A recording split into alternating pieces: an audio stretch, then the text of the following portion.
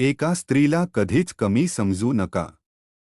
कारण ती शांत असली तरी तिच्या आत एक संपूर्ण वादळ दडलेलं असतं. ही गोष्ट आहे त्या प्रत्येक स्त्रीची जी स्वतःचं दुःख लपवून सगळ्यांना आनंद देत असते. घरातील प्रत्येक व्यक्तीचं दुःख तिला दिसतं, पण तिचं दुःख मात्र कुणालाच दिसत नाही. ती थकते, ती रडते, ती तुटते सुद्धा, पण दुसऱ्या दिवशी पुन्हा हसून उभी राहते. कारण ती स्त्री आहे.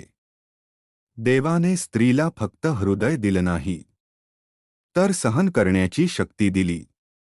जग तिला कमजोर म्हणतं, कारण ती शांत असते. पण सत्य काय माहीत आहे? समुद्रसुद्धा शांत दिसतो, पण त्याच्या आत किती खोल शक्ती असते हे फक्त वेळ सांगते.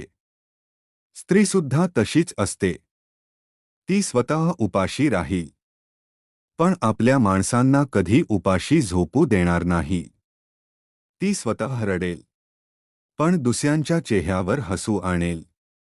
आणि म्हणूनच प्रत्येक स्त्रीमध्ये देवाचा अंश असतो.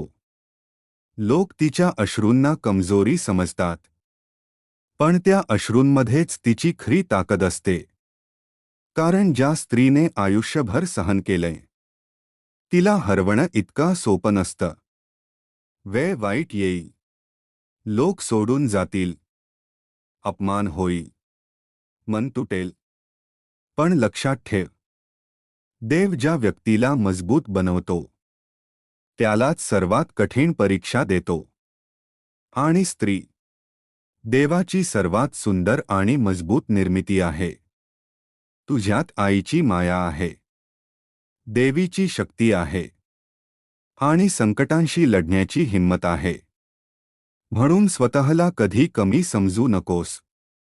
कारण एक दिवस जग तुला दुर्लक्ष करेल, आणि दुसऱ्या दिवशी त्याच जगाला तुझी किंमत कळेल.